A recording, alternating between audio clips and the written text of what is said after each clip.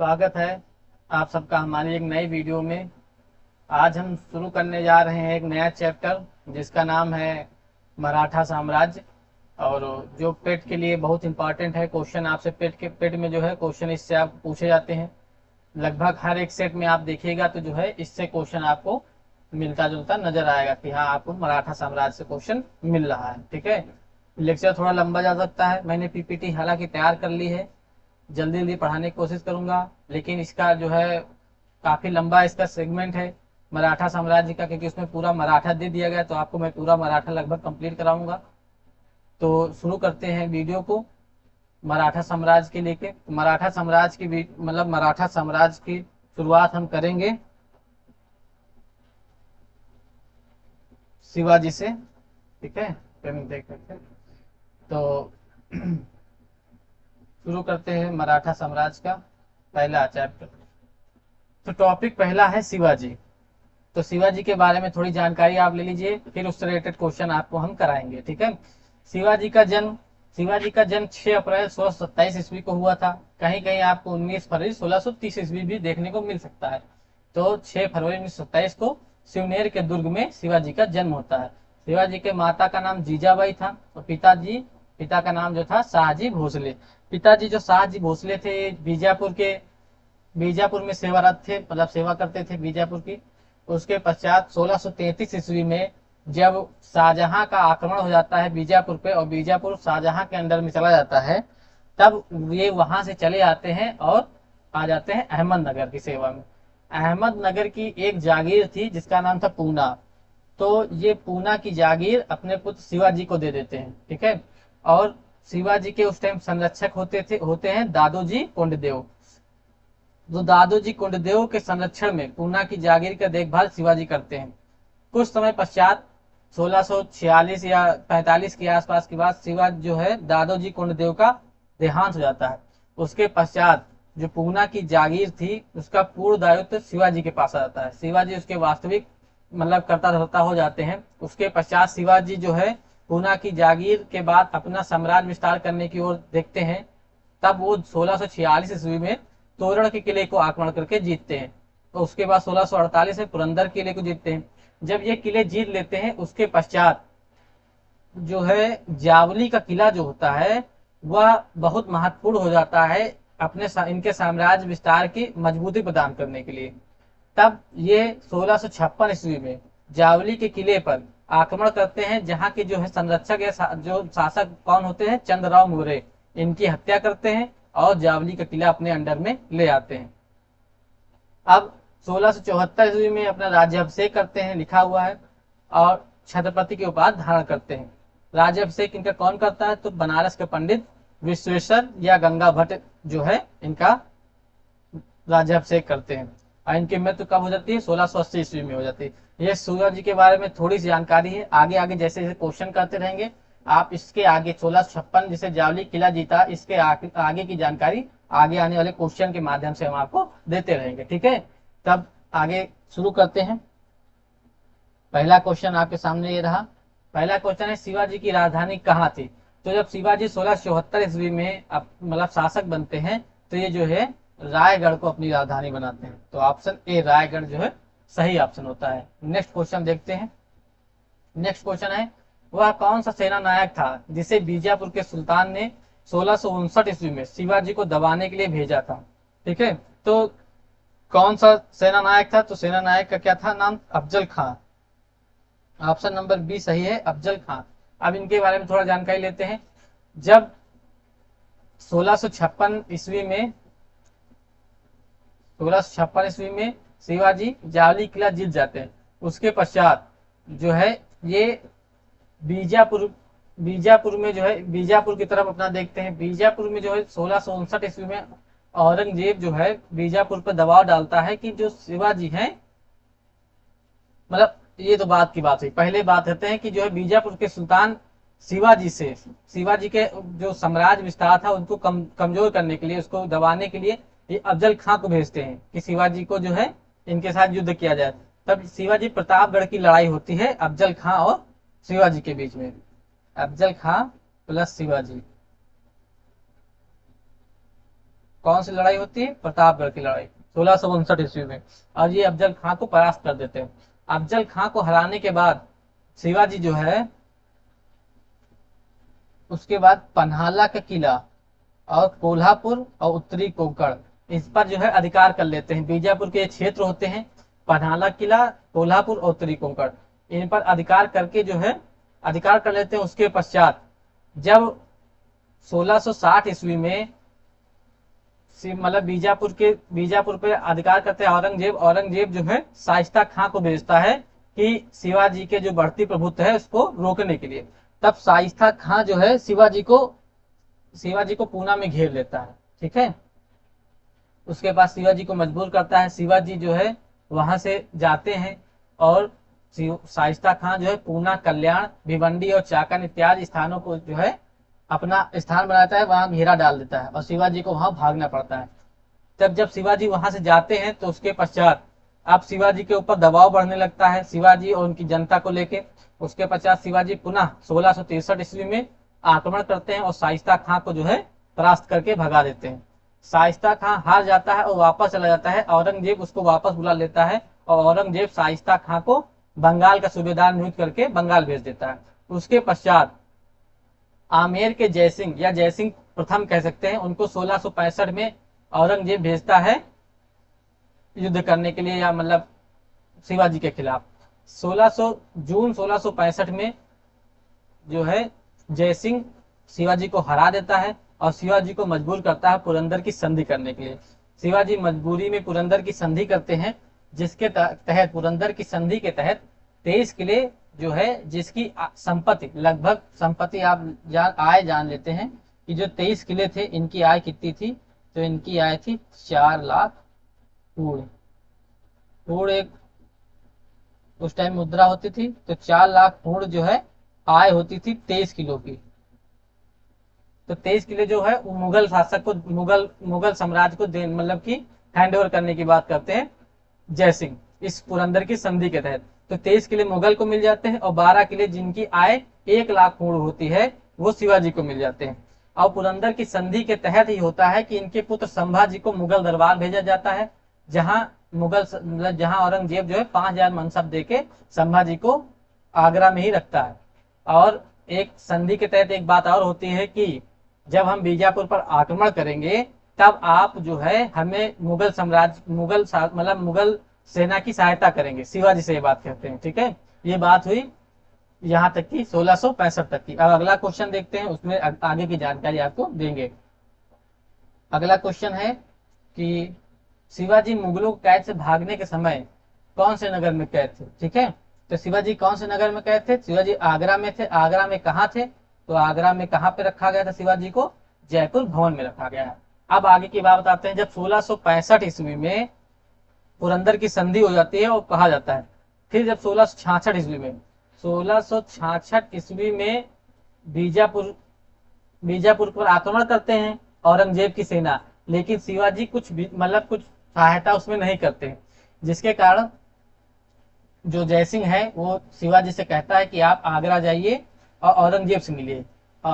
तो शिवाजी आगरा जाते हैं, औरंगजेब से मिलते हैं। वहां पे औरंगजेब और शिवाजी के बीच बहस हो जाती है। शिवाजी को बंदी बना लिया जाता है और बंदी बना के आगरा में जयपुर भवन में नजरबंद कर दिया जाता है। 1666 ईस्वी में और जो है शिवाजी जो है आगरा से भाग आते हैं।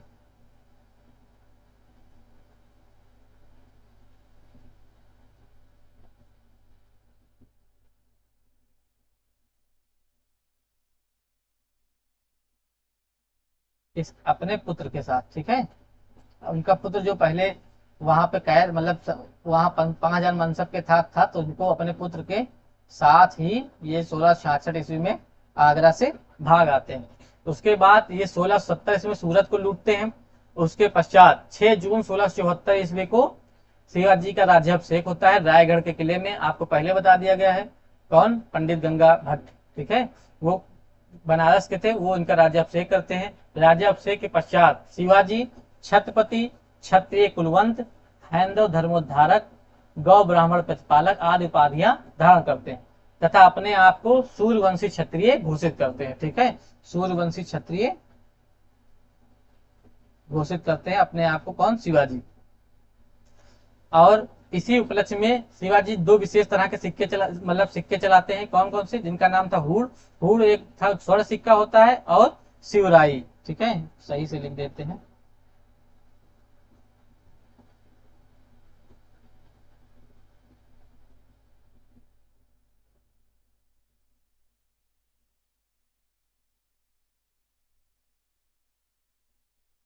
ठीक है, शिवराई, शिवराई ताम्र धातु का मतलब तांबे का सिक्का होता था, तथा इन सिक्कों पर छत्रपति और श्री राजा शिव अंकित होता था, और अंकित सिक्कों पर ये जो है लिखा हुआ था। किस लिपि में लिखा हुआ था, तो देवनागरी लिपि में लिखा हुआ था, ठीक है, ये भी क्वेश्चन इंपॉर्टेंट है, देवनागरी लिपि में लिखा हुआ था।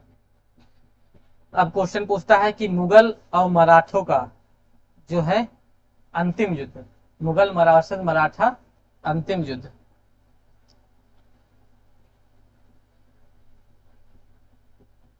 यहाँ पे नहीं लिखते हैं, आगे लिखते हैं। मुगल और मराठों के बीच में लड़ा गया युद्ध कौन था, संगमनेर का युद्ध 1679 ईस्वी में लड़ा गया था। और ये इसकी विशेषता क्या है, तो यहाँ लिख लीजिए, शिवाजी प्लस मुगल द्वारा नहीं के बीच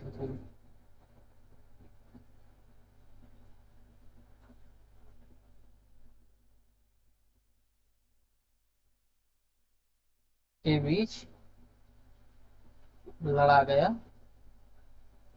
अंतिम युद्ध था, ठीक है। ये थोड़ी जानकारी हुई शिवाजी के बारे में, शिवाजी ने क्या क्या किया, ये आपको शिवाजी के बारे में लगभग मैंने पूरी जानकारी दे दी है। क्वेश्चन अगर पूछेगा तो इसी के अंदर पूछेगा। अब थोड़े क्वेश्चन सॉल्व कर लेते हैं, और आगे भी जो जानकारियां होंगी हम आपको बताते चलेंगे, ठीक है। नेक्स्ट क्वेश्चन ये रहा, शिवाजी के गुरु का नाम था, तो शिवाजी के गुरु का नाम था रामदास, और ये शिवाजी के आध्यात्मिक गुरु थे, ठीक है, आध्यात्मिक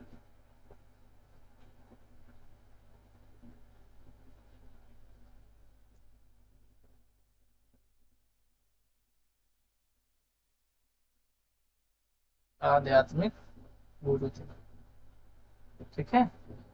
तो शिवाजी गुरु का क्या नाम था, तो शिवाजी के गुरु का नाम था रामदास, ठीक है। नेक्स्ट क्वेश्चन देखते हैं, तो शिवाजी ने मुगलों को किस युद्ध में हराया था। ये एक क्वेश्चन प्रीवियस ईयर में देखा था मैंने, पूछा गया, तो मैंने इसमें ऐड कर लिया कि शिवाजी ने मुगलों को किस युद्ध में हराया। तो शिवाजी ने मुगलों को सलहार के युद्ध में लड़ाया। सलहार का युद्ध कब हुआ था, सलहार का युद्ध 1672 ईस्वी में लड़ा गया था, ठीक है। वैसे सब लगभग क्वेश्चन जितने भी हैं सब मेरे जो है प्रीवियस ईयर क्वेश्चन है, कहीं आए हुए किसी परीक्षा में, तो मैं उनको ही लेके आया हूँ, कि जो जरूरी क्वेश्चन होते हैं। क्वेश्चन ये बहुत इंपॉर्टेंट है कि अष्टप्रधान नाम की मंत्री परिषद किसके जो शासनकाल में थी, तो मराठा प्रशासन में, शिवाजी के मराठा प्रशासन में अष्टप्रधान थे। अब अष्टप्रधान के बारे में नेक्स्ट स्लाइड में आप देखिए, अष्टप्रधान के बारे में पूरी जानकारी आप ले लीजिए। जब अष्टप्रधान के बारे में जानकारी, तो अष्टप्रधान जो है क्या लिखा है, शिवाजी ने राज्य के प्रशासन के लिए केंद्रीय स्तर पर अष्टप्रधान की व्यवस्था की, जिसके अंतर्गत 8 मंत्रियों को नियुक्त किया गया था। इसमें पेशवा, अमात्य, मंत्री, सचिव, सुमंत, सेनापति, पंडित राव एवं न्यायाधीश शामिल थे। ये शिवाजी के राज्य प्रशासन में आधुनिक काल के सचिवों की भांति कार्य करते थे। इनका कार्य राजा को परामर्श देना मात्र था। इसे किसी भी अर्थ में मंत्रिमंडल नहीं कहा जा सकता। प्रत्येक मंत्री राजा के प्रति उत्तरदायी था। और अब जो है ये 8 प्रकार के अष्टप्रधान में कौन कौन से ये दिया गया, उनके कार्य क्या थे। देखिए क्वेश्चन पूछ सकते हैं, पहली बात कि अष्टप्रधान किसका था, ये पूछ सकते हैं। क्वेश्चन दे देंगे 4, इसमें देंगे कि निम्न में से कौन अष्टप्रधान में नहीं था, या फिर 4 इधर देंगे, अष्टप्रधान में 4 इधर दे देंगे, और उनके कार्य दे देंगे कि वो क्या क्या करते थे। अब इनको आपस में मिलाइए, इसलिए बहुत इंपॉर्टेंट क्वेश्चन होता है। आप देख लीजिए क्या क्या कार्य थे। तो पेशवा क्या था, राजा का प्रधानमंत्री कहलाता था पेशवा। अमात्य एवं मजूमदार, अमात्य अथवा मजूमदार जो थे वित्त एवं राजस्व मंत्री हुआ करते थे। वाक्यानवीस या मंत्री कौन थे, राजा के दैनिक कार्यों तथा दरबार की प्रतिदिन की कार्यवाहियों का विवरण वाक्यानवीस रखता था। सचिव अथवा सुरनवीस राजकीय पत्र व्यवहार कार्य करता था। सचिव या सुरनवीस राजकीय पत्रों का व्यवहार करता था। सुमंत या दबीर विदेश मंत्री था। सेनापति या सरे नौबत, कभी कभी सरे नौबत लिखा होगा, कभी कभी लिखा होगा सरोबत या सरनोबत। सरनोबत भी देखा है मैंने प्रीवियस ईयर में कि सरनोबत लिखा हुआ है। तो सेनापति या सरे नौबत कौन था? तो सेना की भर्ती, संगठन, रसद आदि का प्रबंधन करता था। पंडित राव विद्वानों और धार्मिक कार्यों के लिए अनुदान का दायित्व निभाना। न्यायाधीश मुख्य न्यायाधीश होता था।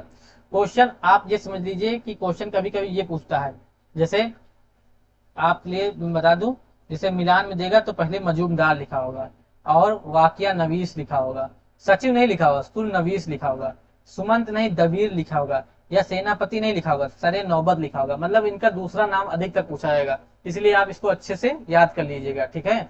और मेरा मानना है कि आप अगर अच्छे से बना लिखते हैं और नोट्स बना लेते हैं, नोट्स देखिए बनाना बहुत जरूरी, नोट्स बनाएंगे तो आपको बहुत लाभ होगा। नेक्स्ट क्वेश्चन देखते हैं, निम्नलिखित में कौन सी मुद्रा शिवाजी के राज्य में प्रचलित रजत मुद्रा नहीं थी? देखिए शिवाजी के राज्य में 3 प्रकार की मुद्रा थी। स्वर्ण मुद्रा जो विशेष अवसर पर चलाया था, जिसे घूर्ण कहते थे, ठीक है, और रजत मुद्रा और ताम्र मुद्रा। तो रूका रूका नामक मुद्रा जो थी, ये जो कैसी मुद्रा थी? ये ताम्र मुद्रा थी, ठीक है, ताम्र मुद्रा थी। बाकी रुपया, लारी, ये टका, ये सब किस तरह की मुद्रा थी? तो ये थी रजत मुद्रा, ठीक है। नेक्स्ट क्वेश्चन देखते हैं। नेक्स्ट क्वेश्चन है, औरंगजेब की मृत्यु के समय मराठा नेतृत्व किसके हाथ में था? तो औरंगजेब की मृत्यु होती 1707 ईस्वी में, ठीक है। उस टाइम ताराबाई जो थी ये संरक्षिका थी। शिवाजी द्वितीय भी क्वेश्चन पूछ सकता है, शिवाजी द्वितीय, तो शिवाजी द्वितीय भी 1700 से 1707 तक थे, या फिर इनकी माँ ताराबाई। शिवाजी द्वितीय उस टाइम अल्प अवस्था में थे, अल्पायु थे, इसलिए ताराबाई उनकी संरक्षिका थी। अगर क्वेश्चन नेतृत्व किसके हाथ में क्वेश्चन पूछा गया, मराठा नेतृत्व किसके हाथ में था? तो ताराबाई के हाथ में था, ठीक है। और शिवाजी भी जो है, शिवाजी छत्रपति के रूप में कार्य कर रहे थे, छत्रपति के रूप में शिवाजी द्वितीय थे, और उनकी संरक्षिका कौन थी? ताराबाई थी, ठीक है। नेक्स्ट क्वेश्चन देखते हैं। नेक्स्ट क्वेश्चन है, ये रहा, सरंजामी प्रथा किससे संबंधित है?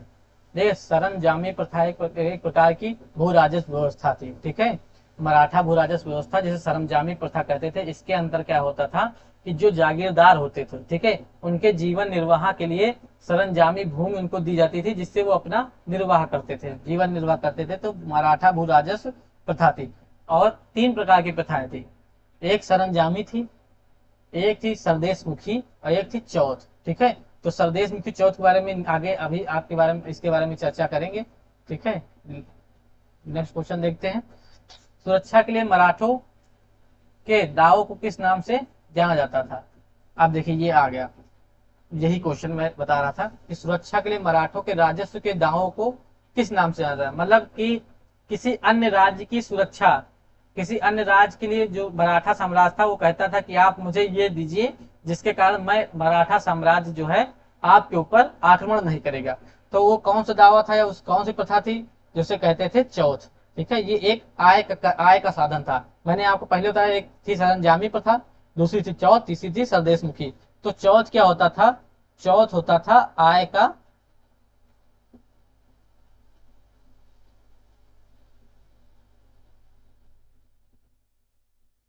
1/4 लिखिए या 25%, आय का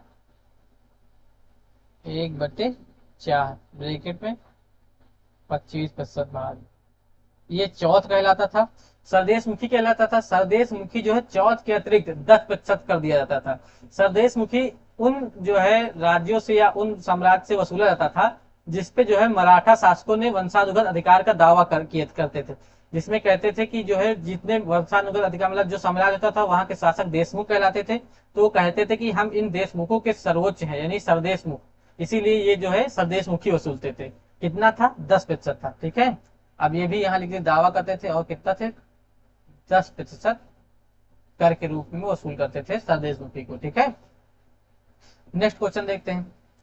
नेक्स्ट क्वेश्चन है, पानीपत के तीसरे युद्ध में निम्नलिखित में से किसने मराठों को हराया था? ठीक है, तो ऑप्शन है अफगानों ने, अंग्रेजों ने, मुगलों ने, या रोहिलों ने। तो इसका ऑप्शन है ए, किसने हराया था? अफगानों ने। अब पानीपत का तृतीय युद्ध कब होता है? पानीपत का तृतीय युद्ध होता है 16 जनवरी 1761 के ईस्वी में। किसके किसके बीच में होता है? तो अफगान शासक अहमद शाह अब्दाली,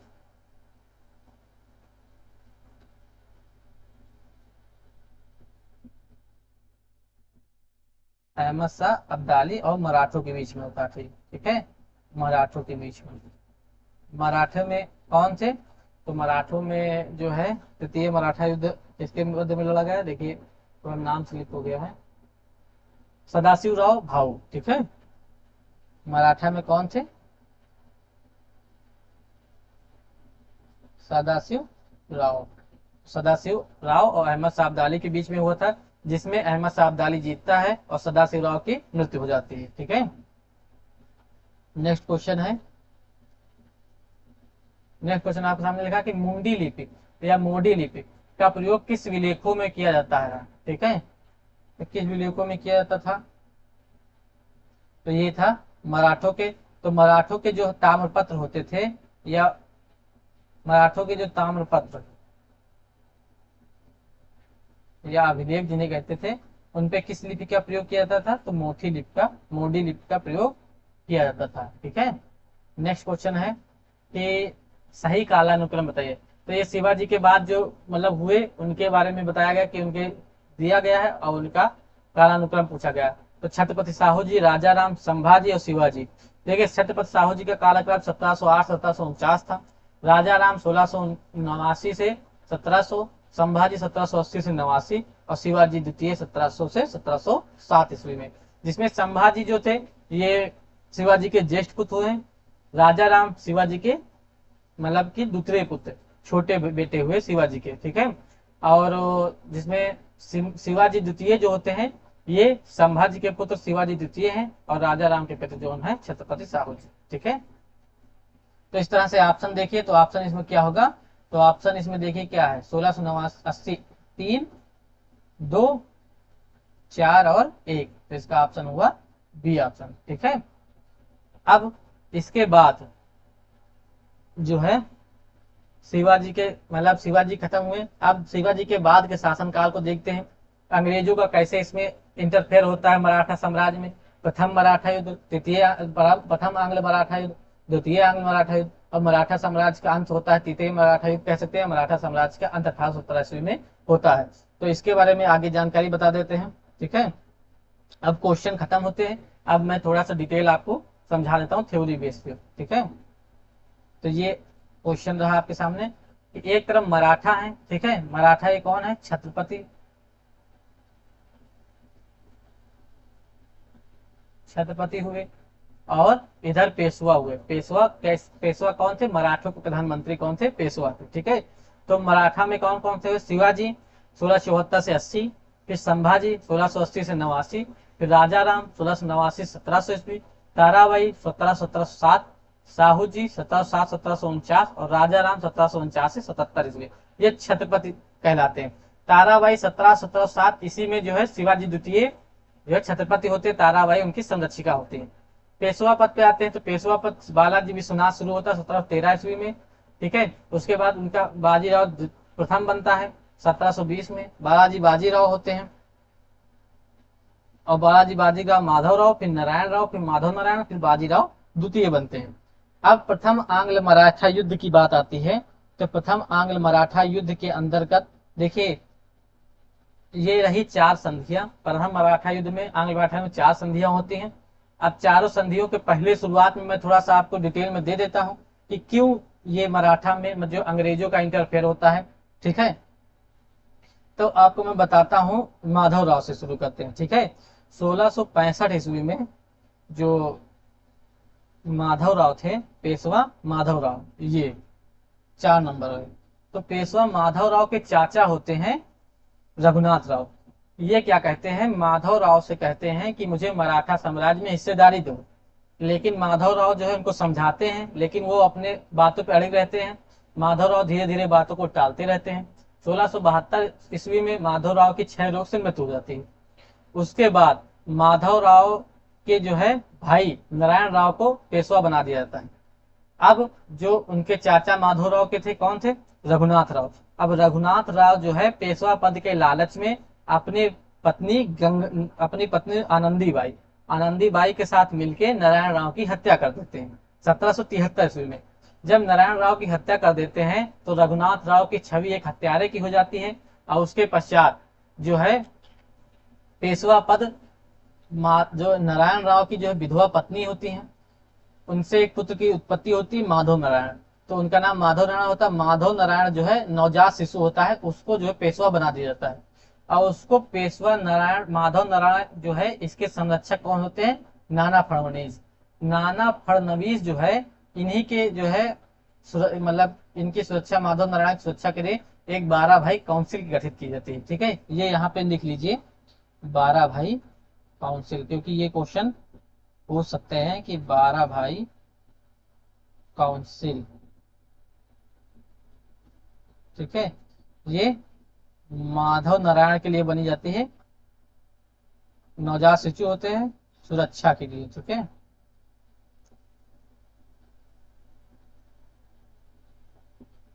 सुरक्षा हेतु। और प्रमुख कौन होते हैं? नाना फडणवीस। तो नाना फडणवीस जो है इनके संरक्षक हो जाते हैं। उसके पश्चात अब जो है रघुनाथ राव जो होता है, ये चला जाता है बंबई की अंग्रेजी सरकार के पास कि आप जो है इस मामले में हस्तक्षेप कीजिए और हमें जो है पेशवा बना दीजिए। अब यहीं से जो है बंबई की अंग्रेजी सरकार को मराठों के साम्राज्य में इंटरफेयर करने का मौका मिल जाता है। ठीक है, अब तब होती है अंग्रेजों प्रथम आंग्ल मराठा युद्ध में पहली संधि। क्या होती है? सूरत की संधि। सूरत की संधि कब होती है? 7 मार्च 1775 ईस्वी में। किसके किसके बीच में होती है? रघुनाथ राव और मुंबई की अंग्रेजी सरकार के बीच में होती है। अब इसमें क्या बात करता है? इसमें अंग्रेजी सरकार, जो मुंबई की अंग्रेजी सरकार होती है, वो कहती है कि हम 2500 अंग्रेजी सेना भेजेंगे आपको छत्रपति, मतलब आपको जो है पेशवा बनाने के लिए, और आप 1.5 लाख रुपए आप देंगे सेना खर्च के लिए। और अंग्रेजी सरकार को सालसेट, बसीन और भड़ौच और सूरत के क्षेत्र जो है आप देंगे। ये जो है मान जाता है कि हाँ हम दे देंगे। अब इसके लिए मतलब जब ये मान जाते हैं तब मुंबई की अंग्रेजी सरकार कर्नल कीटिंग की जो है, कर्नल कीटिंग सेनापति होता है, उनके कर्नल कीटिंग को कहते हैं कि जाइए मराठा क्षेत्र में सूरत पर आक्रमण, मतलब मराठा क्षेत्र पे आप, मतलब मराठा क्षेत्र पर उसको अंडर में लाइए। फिर मराठा क्षेत्र कर्नल कीटिंग जो होता है सूरत पर आक्रमण कर देता है। लेकिन मराठा के जो है मुख्यालय होता है पूना दरबार। मराठों का मुख्यालय कहाँ था? पूना में था। तो मराठों का पूना दरबार सुरक्षित रहता है। अब क्या होता है? वारेन हेस्टिंग जो अंग्रेजी गवर्नर होता है बंगाल का, ठीक है, तो वो क्या कहता है? वो सूरत की संधि को रद्द कर देता है और नई संधि करता है पुरंदर की संधि। ठीक है, पुरंदर की संधि 1 मार्च 1776 को होती है बंगाल की अंग्रेजी सरकार और पूना दरबार नाना फडणवीस के बीच में। और अंग्रेजी सरकार कौन? कर्नल आप्टन। वारेन हेस्टिंग किसको भेजता है? कर्नल आप्टन को भेजता है कि आप जाइए पुरंदर की संधि कीजिए। जब ये पुरंदर की संधि होती है, उसके पश्चात जो बंबई की अंग्रेजी सरकार होती है वो जो है गुस्सा हो जाती है और ये जो है मामला लेके चली जाती है इंग्लैंड, जहां इंग्लैंड की जो संसद होती है वो मुंबई की अंग्रेजी सरकार के पक्ष में अपना फैसला देती है और पुरंदर की संधि को रद्द कर देती है। ठीक है, इस तरह पुरंदर की संधि जो है वो लागू नहीं हो पाती। अब क्या होता है? जब पुरंदर जो है इनके ये पुरंदर की संधि को रद्द कर देते हैं, तब क्या होता है? अंग्रेजी सरकार जो होती है मुंबई की, तो मुंबई की अंग्रेजी सरकार जो है मराठों के लिए मराठों पर आक्रमण कर देते हैं पूना दरबार पर। भीषण युद्ध होता है और पूना के दरबार जो मराठा हैं वो अंग्रेजों को हरा देते हैं। और जब अंग्रेजों को हरा देते हैं तब संधि करते हैं, कौन सी? बड़गांव की संधि। तो बड़गांव की संधि होती है 1779 ईस्वी में पूना दरबार और मुंबई की अंग्रेजी सरकार के बीच में। इसमें यह होता है कि अब तक के जितने जो है जीते राज्य थे मुंबई से, मतलब कि अंग्रेजों द्वारा, वो पुनः मराठों को प्राप्त हो जाते हैं। अब इस पे क्या होता है? इस चीज पे जो वारेन हेस्टिंग होता है वो ये कहता है कि अपमानजनक संधि है और इसको मानने से इनकार कर देता है और अपने 2 सेनापति कर्नल गोडार्ड और कैप्टन पॉपहोम को भेज देता है कि युद्ध करने के लिए। फिर कैप्टन गोडार्ड और कैप्टन पोपहम तथा मराठा सेना के बीच में भीषण युद्ध होता है और दोनों तरफ क्षति होती है। फिर आते हैं सिंधिया, महादजी सिंधिया। तो महादजी सिंधिया के जो है मध्यस्थता कांड ये युद्ध समाप्त होता है और सालवाई की संधि होती है। सालवाई की संधि कब होती है? 17 मई 1782 ईस्वी में होती है। पूना दरबार और बंगाल की अंग्रेजी सरकार के बीच में होती है। इसमें क्या क्या निर्णय लेते हैं? इसमें जो माधव नारायण को वास्तविक पेशवा बना दिया जाता है तथा सालसेट और थाने का दुर्ग जो है अंग्रेजों को दे दिया जाता है, और रघुनाथ राव को 3.5 लाख रुपए वार्षिक पेंशन देके पुनः दरबार मतलब वार्षिक पेंशन दे दिया जाता है कि रघुनाथ राव को 3.5 लाख वार्षिक पेंशन दे दी जाएगी। यहाँ पे प्रथम आंग्ल युद्ध मराठा युद्ध जो है समाप्त होता है। अब इस युद्ध के बाद कम से कम 20 वर्ष तक मराठा और अंग्रेजों के बीच में शांति रहती है। अब बात आती है द्वितीय युद्ध के बारे में। तो अंग्रेज जो है, ये रहा द्वितीय आंग्ल मराठा युद्ध, ठीक है। अब देखिए जो है मराठा द्वितीय आंग्ल मराठा युद्ध में आप मराठा संघ देखिए, क्वेश्चन मराठा संघ से पूछता है कि क्वेश्चन दे देगा एक तरफ पूना, ग्वालियर, बड़ौदा, नागपुर, या इसी तरह 4 आप दे देगा, और इधर दे देगा पेशवा, सिंधिया, गायकवाड़, भोसले, और मिलाने को दे देगा कि ग्वालियर से कौन थे, बड़ौदा से कौन थे, बरार से कौन थे, इंदौर से कौन थे, इस तरह जो है मिलाने को दे देता है। अब बात आती द्वितीय आंग्ल मराठा युद्ध में। तो द्वितीय आंग्ल मराठा युद्ध की बात करते तो इसमें थोड़ा सा आपको पहले मैं बता देता हूँ। ये होता है कि जो पेशवा जो होता था 1802 से शुरू होता है, इसमें पेशवा होता है बाजीराव द्वितीय। तो बाजीराव द्वितीय ने बरार के भोसले होते हैं, तो बरार के भोसले को नीचा दिखाने के लिए, ठीक है, इंदौर के होलकर के साथ मिलके जो भोसले थे जसवंत राव होलकर के भाई जो है विठल जी, इनकी हत्या करवा देता है, ठीक है। तो जसवंत राव होलकर जो होते हैं पूना के पेशवा के ऊपर आक्रमण कर देते हैं, और पेशवा बाजीराव द्वितीय जो है पराजित होकर बसीन द्वीप चला जाता है। बसीन द्वीप में अंग्रेज रहते तो अंग्रेजों के पास शरण ले लेता है और उनसे कहता है कि हेल्प करने के लिए। तो अंग्रेज और बाजीराव द्वितीय के बीच में बसीन की संधि होती है 31 दिसंबर 1802 को, और उसके पश्चात फिर देवगांव की संधि होती है बरार के भोसले और अंग्रेजों के बीच में 17 दिसंबर 1803 को। देखिए अब इन संधियों में क्या क्या अंदर, ये क्वेश्चन आपको बहुत मतलब मुश्किल ही से पूछेगा। ये क्वेश्चन आपको नहीं पूछेगा कि इन संधि में क्या क्या हुआ, क्या क्या बात रखी गई। हाँ, क्वेश्चन आपको यही पूछेगा राजापुर घाट की संधि किसके बीच में हुई, देवगांव की संधि किसके किसके बीच में हुई, या सुरजी अर्जन गांव की संधि कब हुई या किसके किसके बीच में हुई। क्वेश्चन यही तक आपको इस पेपर में आपको पूछेगा, तो आप यही लिख लीजिए, मैं इसके अंदर की बातें आपको जो है नहीं बता रहा हूँ, ठीक है। तो बसीन की संधि बाजीराव द्वितीय अंग्रेज बंबई की अंग्रेज सरकार के बीच में होती है, 31 दिसंबर 1802 को होती है।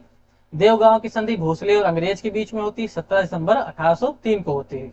फिर तीसरी होती है सुरजी अर्जन गांव की संधि, 30 दिसंबर 1803 को होती है, अंग्रेज और सिंधिया के बीच में होती है।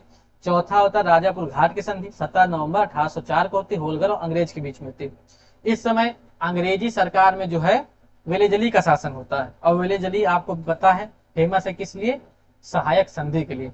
तो इन सब से जो है संधि करता है अंग्रेजों की संधि होती है, और अंग्रेज जो है सहायक संधि को स्वीकार करते हैं, और ब्रिटिश रेजिडेंट अपनी अपने जगह जो है अपने अपने जैसे रखना जो है ब्रिटिश रेजिडेंट मतलब एक अधिकारी जो होता है वो ब्रिटिश मतलब वो उन्हीं के मतलब जहां उनका दरबार लगता है उनके दरबार में रहता है। और इसमें ये कहा जाता है कि सहायक संधि आपको अगले जब वो पढ़ाएंगे अंग्रेज, तब आपको सहायक संधि के बारे में विस्तार से बताएंगे, तब आपको फिर से ये सब बातें बताएंगे थोड़ा थोड़ा कि क्या क्या हुआ, ठीक है।